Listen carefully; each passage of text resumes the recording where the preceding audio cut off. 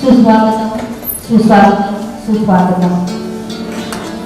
अहमदनगर जिल्हा मराठा विद्याप्रसारक समाज संस्थेचे new arts commerce and science college Ahmednagar आयोजित कैलासवासी हकरू तथा बाळासाहेब काळे स्मृती करंडक राज्यस्तरीय आंतरमहाविद्यालयीन वक्तृत्व स्पर्धा आज महाविद्यालयामध्ये संपन्न झाली।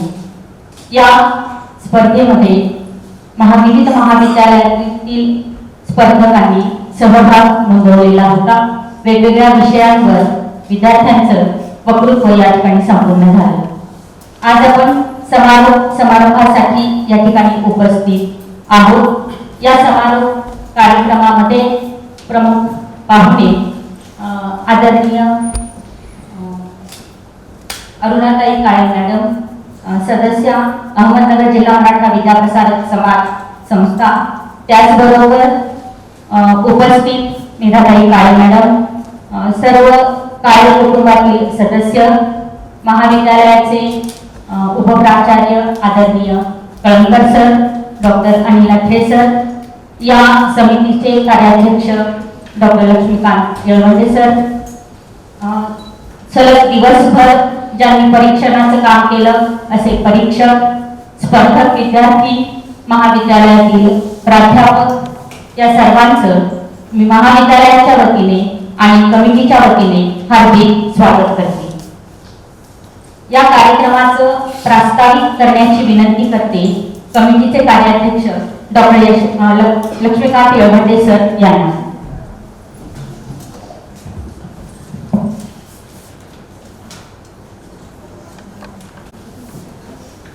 हकरू तथा बाळासाहेब काळे स्मृती करंडक राज्यस्तरीय आंतरमहाविद्यालयीन वक्तृत्व स्पर्धा आपल्या महाविद्यालयामध्ये संपन्न झाली। सकाळच्या सत्रामध्ये आदरणीय डॉक्टर सदानंद मोरे यांनी या स्पर्धेचं उद्घाटन केलं आणि त्यानंतर विविध महाविद्यालयातून आलेल्या स्पर्धकांनी आपण ज्या विषयाच्या अनुषंगाने ही स्पर्धा आयोजित केली होती त्या स्पर्धेवर आपलं भाष्य केलं। त्यातील काही प्रमुख स्पर्धकांना प्रथम, द्वितीय, तृतीय असे पारितोषिक मिळाले आणि या पारितोषिक वितरणासाठी या समारंभानिमित्त आपण या ठिकाणी उपस्थित आहोत। थोडासा बदल ऐनवेळी कार्यक्रमात झाला आणि या समारोप समारंभाच्या या सत्रामध्ये अध्यक्ष म्हणून आपल्यामध्ये उपस्थित आहे वाणिज्य शाखेचे उपप्राचार्य संजय कळमकर सर, त्याचबरोबर आपल्या संस्थेच्या कार्यकारी सदस्य अरुणाताई काळे मॅडम या प्रमुख अतिथी म्हणून खरं तर स्थानापन्न झालेल्या आहेत।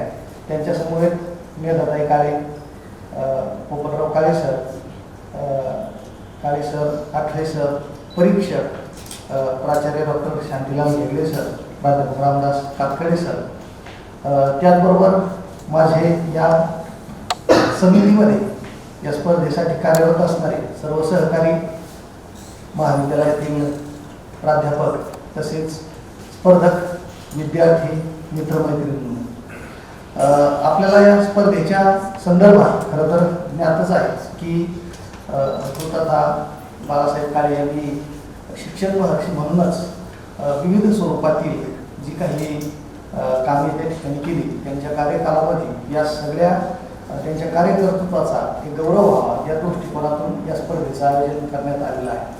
या संदर्भात सकाळच्या सत्रामध्ये आपण बहुतेक जण जे उपस्थित असतील त्यांना माहितीच आहे की मेधाताई काळे यांनी सुद्धा त्यांच्या कार्याबद्दल अनेक विविध असणारे त्यांचे जे पैलू आहेत ते आपल्यासमोर उलगडून दाखवले होते की ज्यातून त्यांच्या कार्याची ओळख आपल्याला निश्चितपणे दिली आहे। या सगळ्या गोष्टी करत असताना एक महत्त्वाचा मुद्दा मला खरं तर इथे मांडायचा आहे की सकाळच्या उद्घाटकांनी सुद्धा एक गोष्ट अधोरेखित केली की सगळे विषय हे आजच्या काळाशी सुसंगत होते आणि त्यानुसारच त्याचा विचार खरं तर आपण केला होता।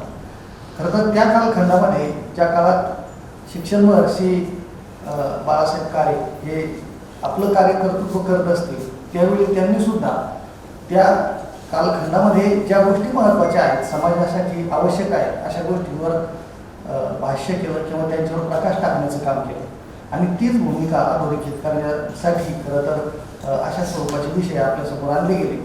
आणि त्या दृष्टिकोनातून विविध महाविद्यालयातील विद्यार्थ्यांनी आपली मतं खरं तर इथे नोंदवलेली आहे. या स्पर्धेमध्ये खरं तर मला इथे सांगितलं पाहिजे की स्पर्धा ज्यावेळी सुरू झाली त्यावेळीपासून खरं तर डॉक्टर अंबारे सर हे त्याचे चेअरमन म्हणून कार्याध्यक्ष म्हणून काम पाहत होते. यावर्षी पहिल्यांदाच ही खरं तर समिती माझ्याकडे आलेली आहे. तसा स्पर्धेला थोडासा उशीर झाला यावेळी परीक्षेच्या अडचणी वगैरे या संदर्भात. आणि त्यामुळं तरी आपण एक पाठपुरावा करून साधारण डॉक्टर सदानंद मोरे वगैरे यांची तारीख मिळणं वगैरे या सगळ्या धाकधुकीत ह्या स्पर्धेचं आयोजन करताना अनेक संघांपर्यंत खरं तर जवळपास 100-125 महाविद्यालयांपर्यंत पत्रव्यवहार आपण केला होता. त्यातील परीक्षेचा कालावधी वगैरे पाहता काही प्रतिसाद आपल्याला मिळाला.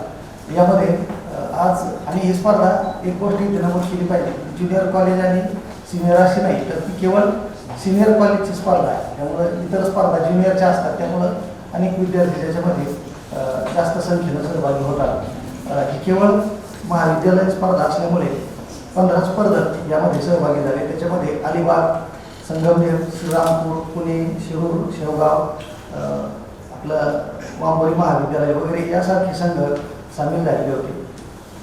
सगळ्याच स्पर्धकांच्या विचारांना खरं तर मला काही ऐकता आलं नाही वेगवेगळ्या गावामध्ये, पण आपले जे परीक्षक आहेत ते उद्घाटन सत्रापासून या ठिकाणी थांबून होते आणि त्यांनी अत्यंत उत्कृष्टपणे या सगळ्या गोष्टी ऐकलेल्या आहेत. आपल्या मनोगतामध्ये ते खरं तर आपल्यासमोर ती भूमिका थोडक्यात मांडणारच आहे. आणि त्यातून या विद्यार्थ्यांनी कोणते मुद्दे मांडले किंवा काय त्या ठिकाणी विषयाची मांडणी केली हे सुद्धा आपल्याला कळू शकेल.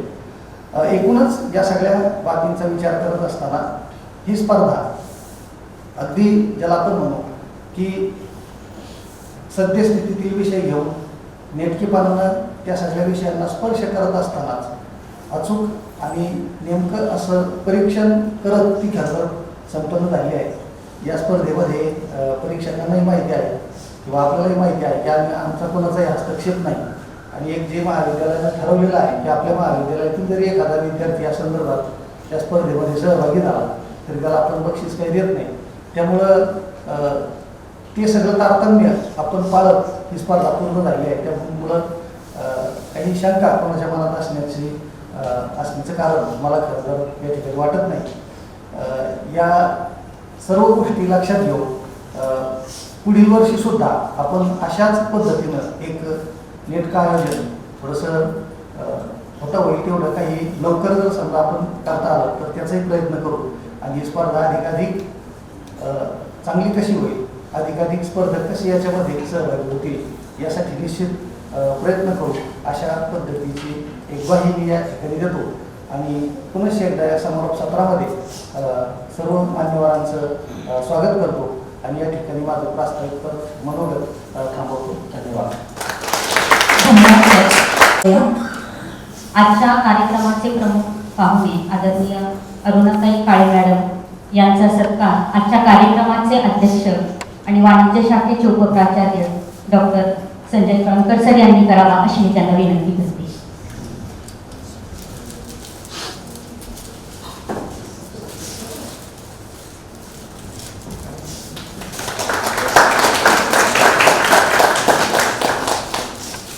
धन्यवाद सर. त्यानंतर आजच्या कार्यक्रमामध्ये उपस्थित असलेल्या सकाळच्या सत्रामध्ये पण मॅडम उपस्थित होत्या. डॉक्टर मेधाताई काळे मॅडम यांना नुकताच राज्यस्तरीय छत्रपती शिवाजी महाराज जीवन गौरव पुरस्कार प्रदान झालेला आहे. या कार्यक्रमामध्ये मॅडमचा सत्कार होतोय. आजच्या कार्यक्रमाचे अध्यक्ष कळमकर सरांना विनंती करते की त्यांनी मेधाताईंचा सत्कार करावा.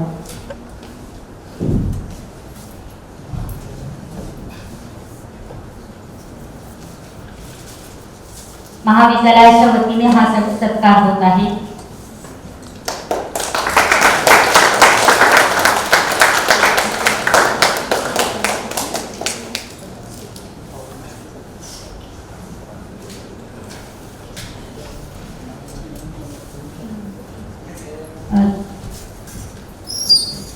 मंचावर उपस्थित असलेले पोपटराव काळे सरांचा सत्कार आठरे सरांनी करावा अशी मी त्यांना विनंती करते.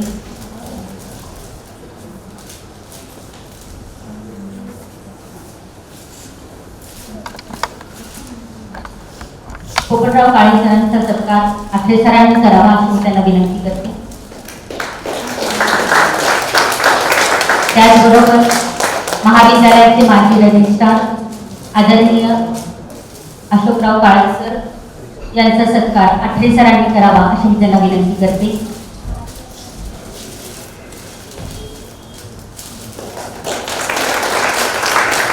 धन्यवाद सर.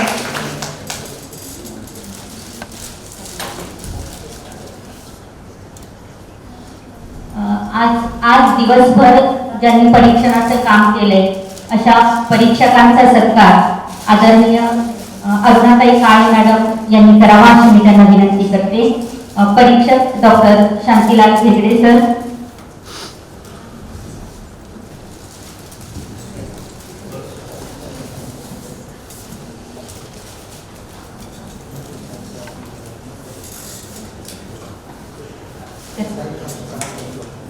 त्यानंतर प्राध्यापक रामदास कातकडे सरांचा सत्कार अरुणाताई काळे मॅडमने करावा अशी मी त्यांना विनंती करते.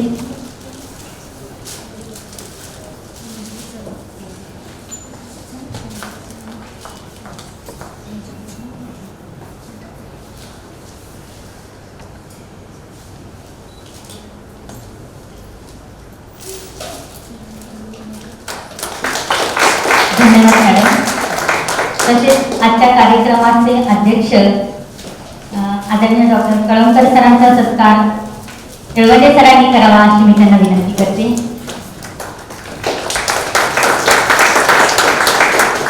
त्याचबरोबर उपस्थित असलेले डॉक्टर अनिल लाठे सरांचा सत्कार येळवडे सरांनी करावा अशी मी त्यांना विनंती करते. धन्यवाद सर. यानंतर स्पर्धेमध्ये सहभागी झालेले विद्यार्थी यांच्यामधून एक प्रातिनिधिक स्वरूपात एक मनोगत आपण या ठिकाणी घेत आहोत. विश्वास दसगुडे हा विद्यार्थी सिटी बोरा कॉलेज शिरूर या ठिकाणाहून आलाय. तो आपलं मनोगत या ठिकाणी व्यक्त करतोय.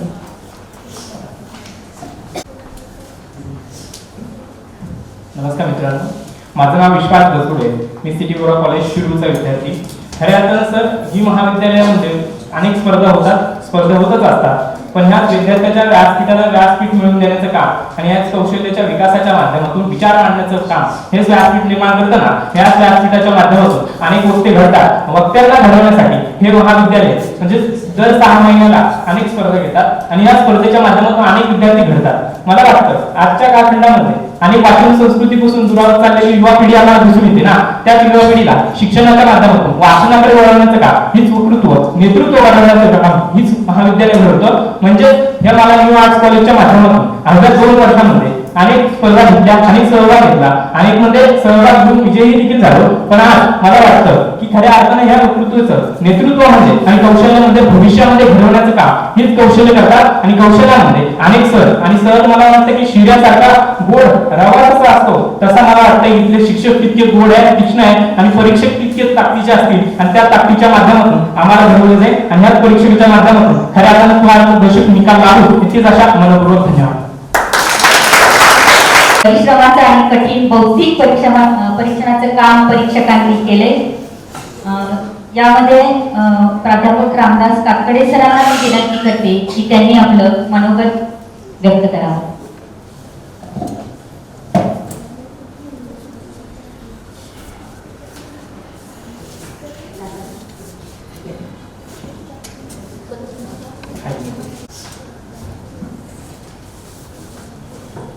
अहमदनगर जिल्हा मराठा विद्या प्रसारक समाजाचे new arts commerce and science college Ahilyanagar आयोजित कैलासवासी ह.कृ. तथा बाळासाहेब काळे स्मृती करंडक राज्यस्तरीय आंतर महाविद्यालयीन वक्तृत्व स्पर्धा 2026 या वक्तृत्व स्पर्धेनिमित्त मंचावर उपस्थित सर्व कार्यपरिवार, त्याचबरोबर महाविद्यालयाचे उपप्राचार्य वाणिज्य विभागाचे सन्माननीय अनिल आठरे सर, संजय कळमकर सर, त्याचबरोबर ज्यांचं मार्गदर्शन आम्हाला सतत लाभलं असं महाविद्यालयाचे प्राचार्य आदरणीय डॉक्टर बाळासाहेब सागडे सर, ज्यांच्यामुळे या ठिकाणी येण्याचा योग आला असे आमचे मित्र अनिकेत गमाळे सर, या ठिकाणी उपस्थित सर्व स्पर्धक असतील, महाविद्यालयातील सर्व प्राध्यापक मंडळी असतील, सर्वांना एक गोष्ट या ठिकाणी आवर्जून सांगू इच्छितो. सकाळी मेघाताईंनी जे काही सांगितलं ते कैलासवासी बाळासाहेब काळे यांच्या स्मृतींच्या पाऊलखुणा ज्या आहेत ते आपल्या सगळ्यांना माहिती व्हाव्या म्हणून त्यांच्या स्मृतींच्या पाऊलखुणांना उजाळा देण्याचे काम खऱ्या अर्थाने सकाळच्या त्यांच्या भाषणामध्ये मेघाताईंनी केलेलं आहे. खरोखर अशी माणसं त्या त्या काळामध्ये त्यांनी त्यांच्या कार्याचं योगदान दिलेलं आहे आणि त्या योगदानामुळे आजचं हे जे फळ आहे हे फळ आपण भोगतो आहे. विद्यार्थी मित्रांनो, स्पर्धक किंवा आयोजकाने ही स्पर्धा ठेवलेली आहे आणि या स्पर्धेचं जे उद्दिष्ट आहे ते सकाळी सांगितलेलंच आहे. त्या स्पर्धेच्या उद्दिष्टाबरोबर त्यांच्या विचारांचा जो वारसा आहे हा पुढे आपण सर्वांनी चालत ठेवणे अत्यंत गरजेचं आहे आणि ते चालवत ठेवायचं असेल तर अशा पद्धतीच्या या ज्या स्पर्धा आयोजित केल्या जातात त्या स्पर्धेचे गुण जे आहेत ते आपण सगळ्यांनी अंगीकारणं गरजेचं आहे. तर या विचारांचा हा जो वारसा आहे हा पुढे सतत ठेवला जातो किंवा ठेवता येतो. या ठिकाणी स्पर्धेसंदर्भात सांगत असताना महाविद्यालयासंदर्भात 1 मिनिट या ठिकाणी बोलू इच्छितो.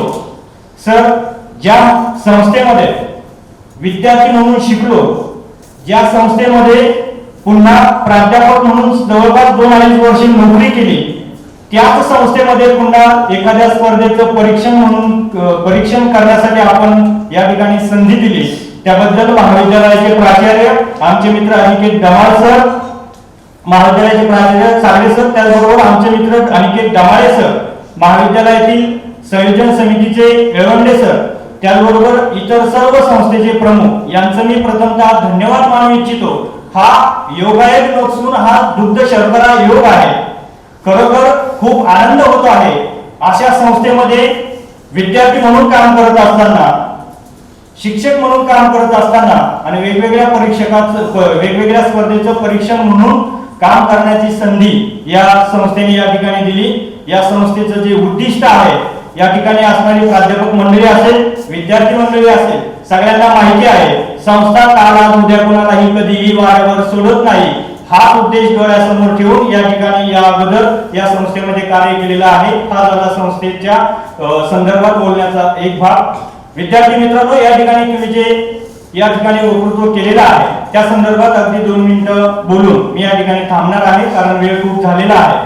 आपण या ठिकाणी ज्यावेळेस बोलायला येतात त्यावेळेस या वक्तृत्व स्पर्धेचे काही नियम आहेत, त्या नियमांना अनुसरून जर आपण या ठिकाणी आपलं भाषण केलं, त्या ठिकाणी स्पीच सादर केलं तर नक्कीच आपण स्पर्धेमध्ये टिकून राहतो. बरेच विद्यार्थी या ठिकाणी जे आलेले होते मनोगत व्यक्त करताना की जसं काय त्यांच्या मागे कुणी लागलं की काय असा भास होत होता.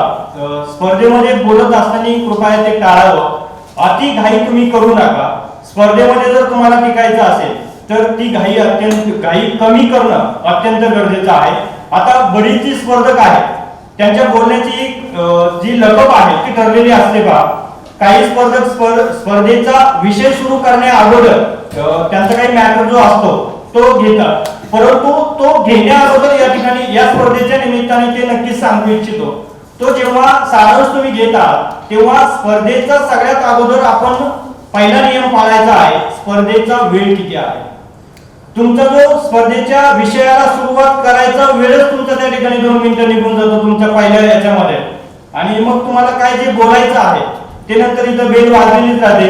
ते बरोबर वेळेचं काम त्या ठिकाणी ते करत असतात. 5 मिनिटांमध्ये तुम्ही 3 मिनिटं विषयाला 1.5 मिनिटं 2 मिनिटं 2.5 मिनिटं विषयाला सुरुवात करायलाच लागतात आणि मग नंतर परीक्षकांना त्या ठिकाणी सगळं परीक्षण झाल्यानंतर परत विचारायला जर आले सर आमचा नंबर का आला नाही, कसा आला नाही, अरे बाबा तू विषयाला सुरुवात करायला 1.5 मिनिटं घातला आणि मग तुझा जो मॅटर आहे, तुझा जो नंतरचा जो मॅटर आहे तो त्या ठिकाणी पूर्ण झाला नाही किंवा तू जेवढी तयारी केली होती वेळेअभावी ती तुझी तेवढं सादरीकरण झालं नाही, हा एक त्यामध्ये भाग असतो. म्हणून वेळेची मर्यादा जी आहे ती तुम्ही पाळायची आहे. वेळ किती आहे, आता या ठिकाणी 5+2 मिनिटं होता म्हणजे तुमचे कमीत कमी सुरुवातीचे खाली 30 सेकंद पहिले जे तुमच्या विषयाला सुरुवात करायला लागत होते तेवढे तुम्ही फक्त घ्यायला पाहिजे होते आणि नंतर लगेच तुम्ही विषयाला सुरुवात करायला पाहिजे होती. हा एक साधा भाग आहे. स्पीच करत असताना, भाषण करत असताना, आपलं वक्तृत्व सादर करत असताना जी भाषेची ओघवती शैली असते, काही काही या ठिकाणी बोलायला लागल्यानंतर किंवा अनेक ठिकाणचं सांगतोय जवळपास 50+ परीक्षेचं वक्तृत्व स्पर्धेचं परीक्षण या ठिकाणी करत असतानाचे जे अनुभव आहेत, आणखीन एक अनुभव सांगायला या ठिकाणी नक्कीच आनंद वाटेल. तुमच्याकडे असणारे अनिकेत दमाळे सर हे विद्यार्थी असताना मी त्या ठिकाणी त्यांचं परीक्षण केलेलं आहे आणि त्यांचा माझा त्या ठिकाणी वाद देखील झालेला आहे, परंतु त्या वादाचं जे स्पष्टीकरण आहे ते कायम माझ्या खिशात असतं, ते आजही आहे. तुम्ही ज्यावेळेस वक्तृत्व सादर करता त्यावेळेस त्या वक्तृत्वाचे पूर्ण डिटेल्स माझ्याकडे कायम असतात आणि या डिटेल्सवरच तुमचा नंबर का आला नाही आणि तुमचा नंबर का आला या पुरावा, हा एव्हिडन्स सतत खिशात घेऊन वक्तृत्व स्पर्धेचं परीक्षण त्या ठिकाणी करत असतो. आणि म्हणून ह्या अनुभवावरच तुम्हाला त्या ठिकाणी नक्की सांगू इच्छितो की प्रत्येक वक्तृत्व स्पर्धेमध्ये आपण जेव्हा वक्तृत्व सादर करायला जाणार आहात तेव्हा त्या स्पर्धेचे जे नियम आहेत त्या त्या ठिकाणचे ते अगोदर लक्षात घेत जा. तुमचं नक्कीच त्या ठिकाणी स्पीच जे असतं त्याची तयारी तुम्ही नक्कीच केलेली असते, परंतु स्पीचची त्या भाषणाची तयारी करत असताना आजच्या आधुनिक युगामध्ये सगळ्यात महत्त्वाचं तुमचं जे आहे, आता दसगुडे त्या ठिकाणी बोलून गेला की वाचन संस्कृती जी आहे ती तुम्ही अंगीकारणं गरजेचं आहे. फक्त बोलून उपयोग नाही, तुम्ही तुमच्या भाषणामध्ये जेवढे संदर्भ देता ना तेवढे ते संदर्भ तुमच्या भाषणाला त्या ठिकाणी उंचावत असतात. आधुनिक काळातले जे हे आहेत पुस्तकं आहेत नवनव्याने त्या ठिकाणी उदयाला आलेली, सकाळी आपले सदानंद मोरे जे आहेत त्यांनी त्या ठिकाणी अनेक पुस्तकांचा त्या ठिकाणी आपल्याला संदर्भ देत असताना सांगितलेला आहे किंवा वक्तृत्व स्पर्धेचं उदाहरण त्या ठिकाणी दिलेलं आहे. हे केव्हा साध्य होतं, जेव्हा आपण त्या ठिकाणी पुस्तकांचं वाचन करतो आणि आपल्या भाषणामध्ये त्या वाचनाचा संदर्भ आपण जेव्हा देतो ना तेव्हा परीक्षकांना तुमचा नंबर काढण्याशिवाय पर्याय दुसरा उरलेला नसतो. म्हणून त्या ठिकाणी भाषण करत असताना स्पर्धेमध्ये त्या ठिकाणी जास्तीत जास्त तुम्ही संदर्भ देत चला, त्या संदर्भावर तुमचा नंबर त्या ठिकाणी नक्कीच निघत असतो. वेळ खूप झालेला आहे. मला संयोजकाने या ठिकाणी 2 मिनिटं बोलण्याची संधी दिली त्याबद्दल मी त्यांचा ऋणी आहे आणि या ठिकाणी माझं 2 मिनिटाचं भाषण थांबवतो. धन्यवाद. धन्यवाद. सरांनी आज दिवसभर केलेल्या कामाचा आढावा आपल्या समोर ठेवलेला आहे. यानंतर ज्याची सर्व स्पर्धक विद्यार्थी आतुरतेने वाट पाहत आहेत असं पारितोषिक वाचन या ठिकाणी होते. पारितोषिक वाचन करण्याची विनंती करते प्राध्यापक अनिकेत दमाळे सर यांना.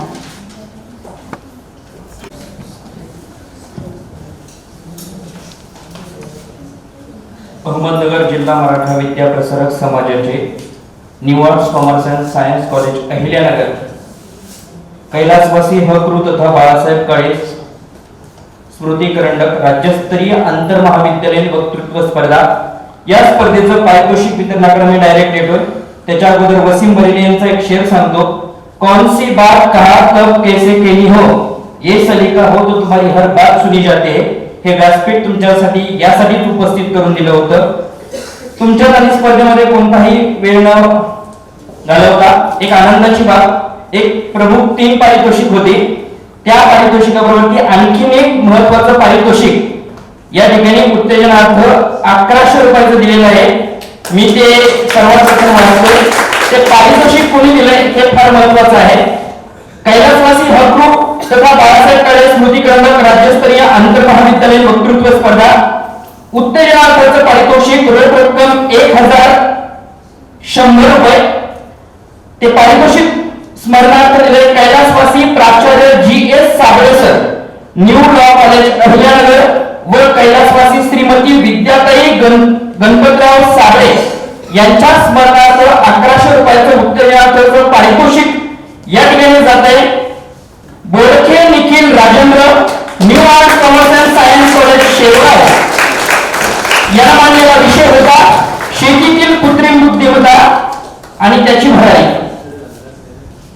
मी अध्यक्षाला विनंती करतोय की आपण या अरुणाताई काळे मॅडमांना विनंती करतोय की आपण हे पारितोषिक द्यावं. जोरदार टाळ्या वाजवा. त्यानंतर तृतीय क्रमांकाचं पारितोषिक रोख रक्कम 1500 रुपये आणि हे पारितोषिक जात आहे पीएमपी महाविद्यालय अलिबाग वरून आलेला विद्यार्थी पांढरे पंकज पंढरीनाथ.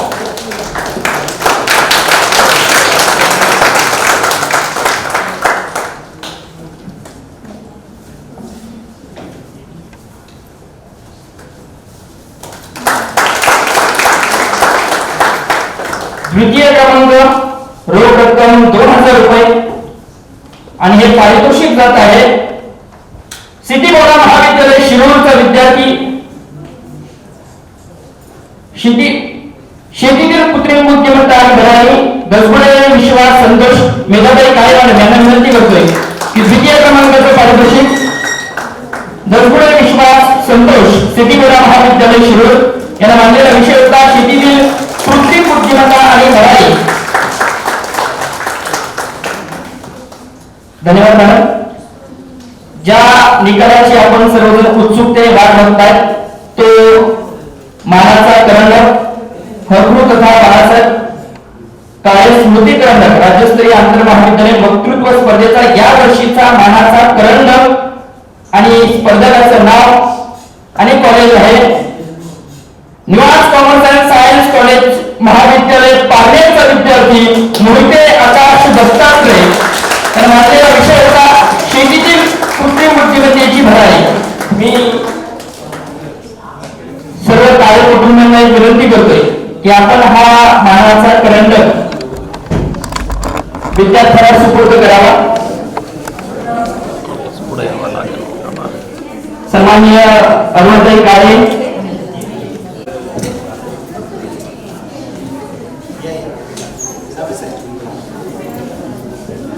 साबळे मॅडम साबळे सर या कार्यक्रमाचे कार्याध्यक्ष लक्ष्मीकांत येवंडे सर यांनाही विनंती होतं की आपण सुद्धा या ठिकाणी उपस्थित राहावं. जोरदार टाळ्या झाला पाहिजे.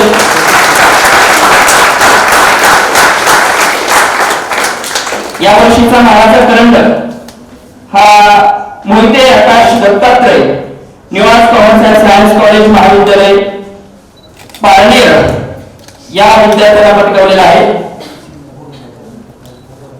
पुढील जे पारितोषिक जे 3 पारितोषिक विजेते आहेत आणि उत्तेजनार्थ पारितोषिक त्या सर्वांना विनंती करतो की फोटोसाठी समोर यायचे.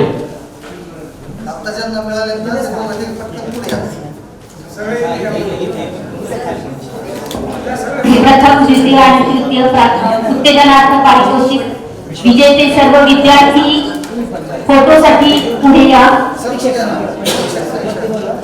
परीक्षकांना सुद्धा विनंती की आपण फोटोसाठी समोर यावं. जे 3 नंबर आणि उत्तेजनार्थ पारितोषिक आहे त्या 4ही विजेत्यांना विनंती आहे की आपण फोटो काढण्यासाठी समोर यायचंय.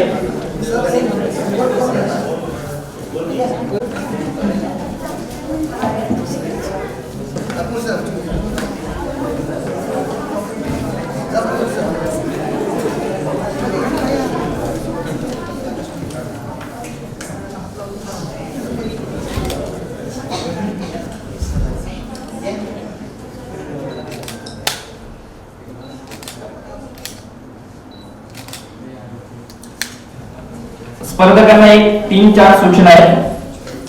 सर्वात प्रथम तुम्हाला जे पारितोषिक विजेता विद्यार्थी मोहिते आकाश दत्तात्रय यांनी आपलं भाषण या ठिकाणी सादर करावं. वक्तृत्व स्पर्धेमध्ये ज्या विषयावर तो बोलला तो विषय या ठिकाणी सादर करावा.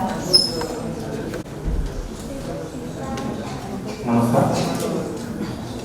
माझा विषय होता शेतीतील कृत्रिम बुद्धिमत्तेची भरारी.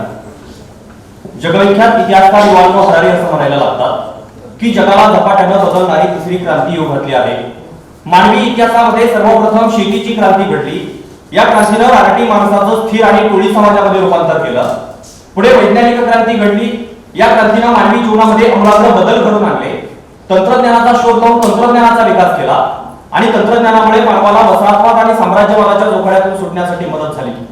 पण आता याच मानवासमोर तिसरी क्रांती येऊ घातली आहे, ज्या क्रांतीला शेतीच्या क्रांतीनं जन्माला घातलेल्या आणि वैज्ञानिक क्रांतीनं शोधलेल्या प्रत्येक गोष्टीची शक्ती, स्थळ आणि पाळंमुळं माहिती आहे, ज्या क्रांतीला मानवाप्रमाणे बुद्धी आहे, जी मानवाप्रमाणे विचार आणि कृती करू शकते, मानवाच्या जीवनामध्ये आवश्यक असणारं शिक्षण, उद्योग, व्यवसाय, शेती, आरोग्य, रोजगार या प्रत्येक क्षेत्रामध्ये अमूलाग्र बदल घडवून आणण्याचं काम ही तिसरी क्रांती करत आहे. म्हणजे अगदी शेतीमध्ये बियाणं पेरण्यापासून कापणीपर्यंत, हवामानाचा अचूक अंदाज शेतकऱ्यापर्यंत पोहोचवण्यापासून ड्रोनच्या माध्यमातून शेतामध्ये फवारणी करण्यापर्यंत अनेक कामं कृत्रिम बुद्धिमत्तेच्या माध्यमातून केली जात आहेत. म्हणजे हरित क्रांतीपासून सुरू झालेला आपला प्रवास आज एआय हरित क्रांतीपर्यंत येऊन पोहोचलाय. परंतु यांच्यामध्ये असणारा दुवा शेतकरी तो आजही सुखी होऊ शकणार आहे का, अशी अनेक प्रश्न आमच्या समोर आहेत. आणि याच प्रश्नांची चिकित्सा आपल्या समोर करतोय new arts commerce and science college पारनेरचा विद्यार्थी आकाश मोहिते. विषय मांडतोय शेतीतील कृत्रिम बुद्धिमत्तेची भरारी. मुळात विषयाची सुरुवात करत असताना शेतीमध्ये कृत्रिम बुद्धिमत्तेनं आज जरी भरारी घेतली असली तरी ही कृत्रिम बुद्धिमत्ता शेतकऱ्यांची संवेदनशीलता जिवंत ठेवण्यासाठी यशस्वी ठरणार आहे का, याचं विश्लेषण करणं सगळ्यात महत्वाचं मला वाटतं. 17व्या शतकातला लेखक जोनाथन स्विफ्ट हा त्याची प्रसिद्ध कादंबरी गलिव्हर्स ट्रॅव्हल्स मध्ये कॉम्प्युटरवरच्या एका उपकरणाचा उल्लेख करतो आणि त्या उपकरणाला द इंजिन असं नाव देतो. या इंजिन मागची संकल्पना देखील अगदी कृत्रिम बुद्धिमत्तेसारखीच होती, परंतु यंत्र आणि मानव यांच्यामध्ये खूप मोठा फरक असतो. कारण रेने देकार्त हा विचारवंत असं म्हणतो की मी विचार करतो म्हणून मी आहे, अर्थात माणूस आणि त्याचा विचार करणं या दोन गोष्टी कधीच एकमेकांपासून वेगळ्या केल्या जाऊ शकत नाही. मुळात मानवामध्ये असणारी वैचारिक क्षमता, गुणवत्ता, नैतिकता, तर्क ही मूल्य एखाद्या यंत्रामध्ये कधीच उतरू शकत नाही, हे आपण लक्षात घेतलं पाहिजे. आता कृत्रिम बुद्धिमत्ता इथल्या शेतकऱ्यांच्या संवेदनशीलता जागा ठेवेल का, अशा अनेक प्रश्नांवरती वादविवादाने चर्चा करण्यापेक्षा शेतकऱ्यांसमोर भविष्यामध्ये येऊ घातलेली ग्लोबल वॉर्मिंग, लोकसंख्या विस्फोट, पाण्याची कमतरता या आव्हानांवरती मात करण्यासाठी कृत्रिम बुद्धिमत्ता आपल्यासाठी यशस्वी ठरेल का, याचा विचार करणं गरजेचं आहे. कारण आज आपण पाहतोय जगाची लोकसंख्या 1000 कोटींच्या घरात जाऊन पोहोचली. इतक्या साऱ्या लोकांना राहण्यासाठी प्रचंड मोठ्या इमारती उभ्या राहत आहेत, प्रचंड मोठं रस्त्यांचं जाळं निर्माण होत आहे, परंतु पोटाची भूक भागवणारी शेतजमीन मात्र कमी पडत आहे. आणि म्हणून आहे त्या जमिनीमध्ये चांगलं आणि जास्तीत जास्त उत्पादन घेणं ही काळाची गरज बनणार आहे. आणि त्यावेळेस कृत्रिम बुद्धिमत्ता आपल्यासाठी आधार ठरणार आहे. म्हणजे इंग्लंडमधील Harper university hands free hectare या प्रयोगाच्या माध्यमातून मनुष्यवेळी शेती करते. अगदी बियाणं पेरण्यापासून कापणीपर्यंत सगळी कामं कृत्रिम बुद्धिमत्तेच्या एआय टूलच्या माध्यमातून केली जातात आणि त्या शेतातलं 4.5 टन बार्लीचं उत्पादन निघायला लागतं. तो प्रयोग यशस्वी होतो. यावरून कळतं की कृत्रिम बुद्धिमत्तेनं नक्कीच कृषी क्षेत्रामध्ये एक मोठी क्रांती केली आहे. आजपर्यंत आमच्या देशातला शेतकरी सुशिक्षित होत होता, परंतु सुशिक्षित असणाऱ्या शेतकऱ्याला सुद्धा शेती परवडत नाही असा प्रश्न आमच्या समोर निर्माण होत होता. कारण या देशामध्ये तरुणांना 12वी पर्यंत आधुनिक पद्धतीने शेती कशी करायची हे कधी शिकवलं जात नाही. म्हणजे झाडाचे फोटोसिंथेसिस घेऊन वाढतात, त्यासाठी सिलिका लागते. पण वर्षानुवर्ष ज्या जमिनींमध्ये आम्ही पिके घेतली त्या जमिनींमधली सिलिका संपूर्णपणे नष्ट झाली. 1 किलो सिलिकासाठी 6 रुपये लागतात, एका एकरासाठी 50 किलो सिलिका लागते. अर्थात केवळ 300 रुपयाच्या खर्चामध्ये शेतातलं 60 ते 70% उत्पन्न वाढतं. पण आम्हाला ना कधी मातीची परीक्षण शिकवलं जातं, ना कधी पाणी परीक्षण शिकवलं जातं. जर का पाण्याचा पीएच 6.5 ते 7.5च्या दरम्यान असेल तर त्या ठिकाणावर आपण 13 ते 14 मायक्रोन्यूट्रिएंट्स घेऊ शकतो. जमिनीमध्ये सगळं काही चांगलं आहे, परंतु जमिनीची इलेक्ट्रिकल कंडक्टिव्हिटी वाढली तर ज्या ठिकाणी 100 किलो उत्पन्न मिळत होतं ते 10 किलो पर्यंत येऊन पोहोचायला लागतं. हे ज्ञान या देशातल्या तरुणांना कधीच दिलं जात नाही. आणि म्हणून सुशिक्षित असणारा तरुण शेतकरी सुद्धा मला शेती परवडत नाही अशा प्रकारचा प्रश्न निर्माण करायला लागतो.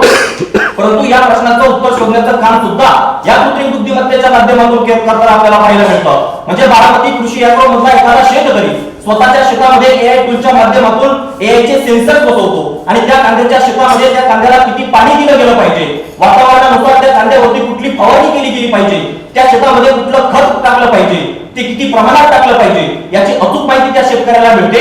ज्या ठिकाणी 15 ते 20 टन कांद्याचं उत्पन्न निघत होतं ते 25 ते 30 टनापर्यंत जाऊन पोहोचायला लागतं. जर का या कृषी प्रधान भारतामध्ये कृत्रिम बुद्धिमत्तेच्या माध्यमातून इथल्या शेतकऱ्यांचं उत्पन्न दुप्पट होणार असेल तर मला वाटतं की कृत्रिम बुद्धिमत्तेला नक्कीच शेती क्षेत्रामध्ये मोठी भरारी घेतली आहे.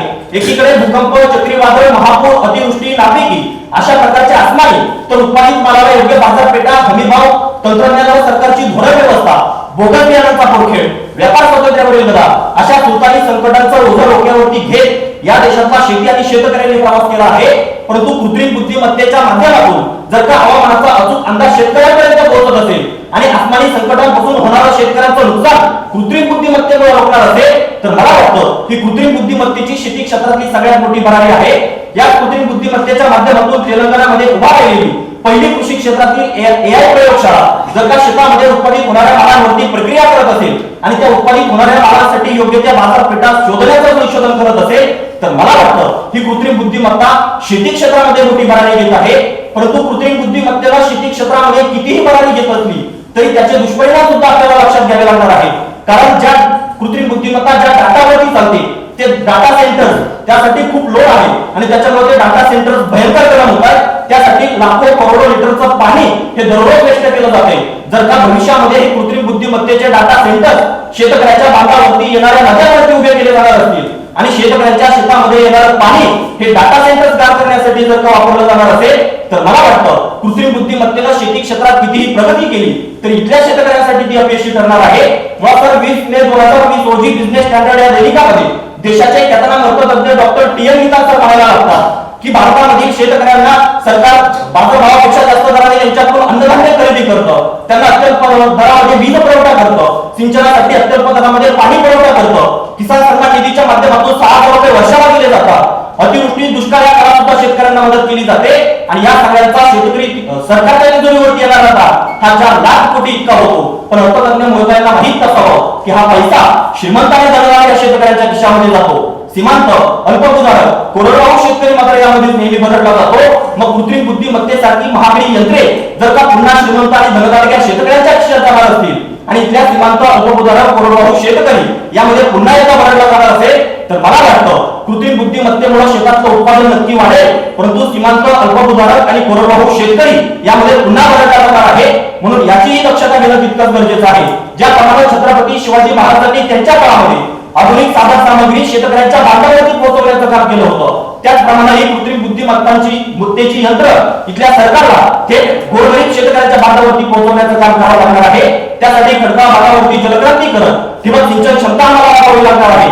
स्वामीनाथन आयोगाला सांगितलं होतं जर का शेतकऱ्यांना हमीभाव द्यायचा असेल तर शेतकऱ्याच्या शेतामध्ये किती माणसं लागतात याचा पगार हमीभावामध्ये जोडा, त्या शेतकऱ्याचा शेतामध्ये किती खर्च होतो याचा पगार हमीभावामध्ये जोडा आणि एकंदरीत या खर्चामध्ये 50% नफा मिळेल अशा प्रकारची तरतूद करा. मला वाटतं त्या स्वामीनाथन आयोगाच्या शिफारशी आम्हाला आमच्या देशामध्ये लागू कराव्या लागतील. कृत्रिम बुद्धिमत्तेसारखं यंत्र जर का शेतकऱ्याच्या बांधावरती पोहोचायचं असेल तर अशिक्षित असणाऱ्या शेतकऱ्यांसाठी गावोगावी त्यासाठी प्रशिक्षण केंद्र सुद्धा आम्हाला उभे करावे लागतील. ते एका काळात आपण प्रत्येक जण करू आणि शेवटी वसंत बापटांच्या कवितेच्या ओळीमध्ये इतकंच की गतकाळाची होळी झाली धरो उद्याची उंच गुढी पुराण तुमच्या पाशी येई उदयाला नवी पिढी.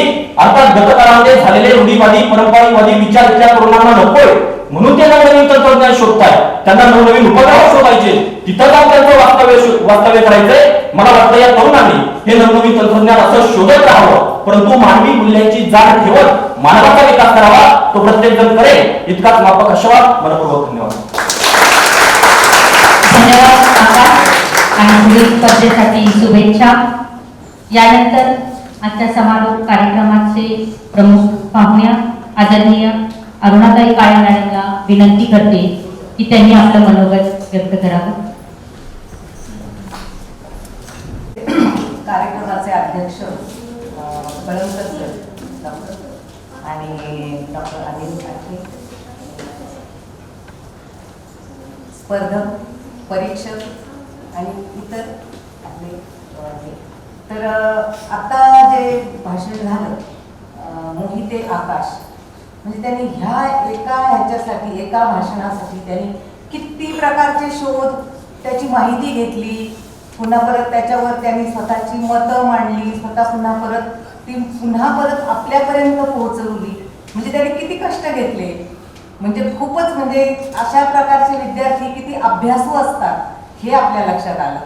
तर असंच तुम्ही मुलांनी अभ्यास करून जे आता तुम्ही वक्तव्य केलं, जे आपलं भाषण मांडलं, तर पहिला नंबर आला हे त्याचं सार्थक झालं असं मी म्हणेन. तसेच आपल्या परीक्षकांनी निष्ठुरपणे आपला निर्णय दिला या स्पर्धकांना, त्यांचंही स्वागत आणि आभार. बाकी सर्व विद्यार्थी पुन्हा परत चांगल्या पुढच्या नवीन जोमाने पुन्हा परत भाग घेतील आणि याच्याहीपेक्षा चांगले तुम्हाला मार्क्स मिळतील किंवा बक्षिसं मिळतील अशी मी आशा करते आणि एवढं बोलून मी वाटते. धन्यवाद मॅडम. एखादी स्पर्धा जिंकण्यासाठी विद्यार्थी किती कष्ट करतो आणि किती संदर्भ जमवतो हे आपण आपल्या भाषणातून सांगितलं. धन्यवाद. यानंतर आजच्या कार्यक्रमाचे अध्यक्ष आदरणीय डॉक्टर संजय कळमकर सरांना विनंती करते की त्यांनी आपलं अध्यक्षीय मनोगत करावं. अहमदनगर जिल्हा मराठा विद्यार्थी समाजाचे new arts commerce and science college Ahmednagar कैलासवासी हकृत तथा बाळासाहेब काळे स्मृती करंडक राज्यस्तरीय आंतर महाविद्यालयीन वक्तृत्व स्पर्धा या स्पर्धेचा समारोप समारंभ.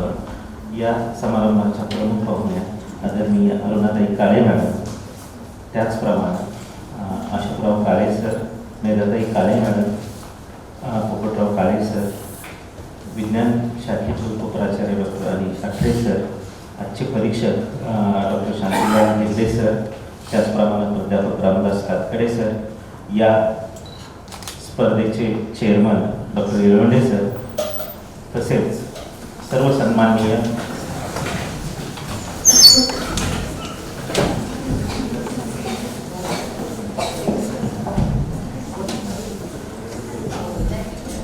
महाविद्यालयाचे प्राचार्य आदरणीय डॉक्टर बाळासाहेब सागडे सर,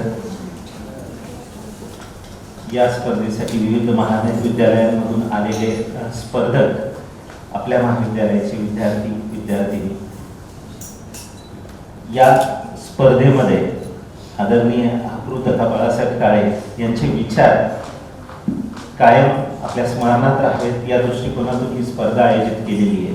मी व्यासपीठाला सांगू इच्छितो की माझे चुलते आबासाहेब कळमकर यांच्या माध्यमातून काळे साहेबांचे विचार लहानपणापासून ऐकलेले आहेत बऱ्याच वेळा आणि आता मेधाताई काळे मॅडमनी सकाळी जे सांगितलं त्यात अजून भर पडली काही गोष्टींची की काळे साहेब हे फक्त शिक्षण महर्षीच नव्हते तर सहकार महर्षी सुद्धा ते होते. त्यांनी सहकारामध्ये सुद्धा खूप मोठ्या प्रमाणावर काम केलं. असे काळे साहेब यांचे विचार सातत्यानं आपल्यामध्ये राहाव्यात या दृष्टिकोनातून ही स्पर्धा नेहमी भरवली जाते.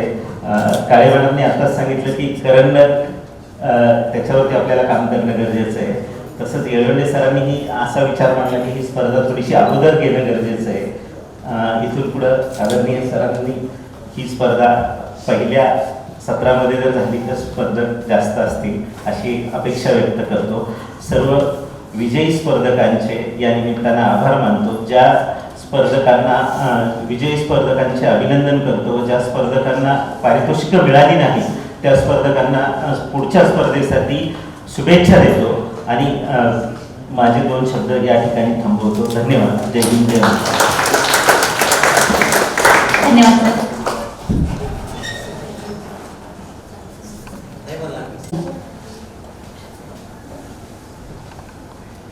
अहमदनगर जिल्हा मराठा विद्याप्रसारक समाजाचे new arts commerce and science college Ahmednagar आयोजित कैलासवासी हकृ काळे तथा बाळासाहेब काळे स्मृती स्पर्धक राज्यस्तरीय आंतर महाविद्यालयीन वक्तृत्व स्पर्धा या स्पर्धेच्या समारोप कार्यक्रमासाठी प्रमुख अतिथी म्हणून उपस्थित असलेले अरुणाताई काळे मॅडम, सदस्य अहमदनगर जिल्हा मराठा विद्यालय प्रसारक समाज, मेघाताई काळे मॅडम, पोपटराव काळे सर, अशोकराव काळे सर आणि उपस्थित सर्व काळे फॅमिली तथा या कार्यक्रमाचे परीक्षक डॉक्टर शांतीलाल हेगडे सर, प्राध्यापक रामदास कातकडे सर, कार्यक्रमाचे अध्यक्ष डॉक्टर बाळासाहेब सागडे सर, उपप्राचार्य डॉक्टर अठरे सर तथा आमच्या कॉमर्स शाखेचे प्राचार्य डॉक्टर कळमकर सर, या स्पर्धेचे कार्याध्यक्ष डॉक्टर लक्ष्मीकांत येळवंडे सर तथा या समितीमधील सर्व प्राध्यापकेतर कर्मचारी, विविध महाविद्यालयातून आलेले सर्व विद्यार्थी, कॅमेरामॅन, आपणा सर्वांचे मी महाविद्यालयाच्या वतीने आभार मानतो आणि अध्यक्षांच्या परवानगीने आजचा हा गोड असा कार्यक्रम संपला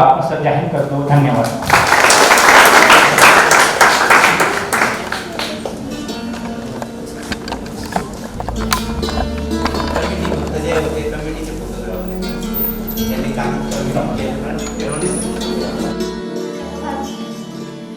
स्पर्धकांना प्रमाणपत्र आहे. जाताना त्यांनी ते प्रमाणपत्र घेऊन जायचे.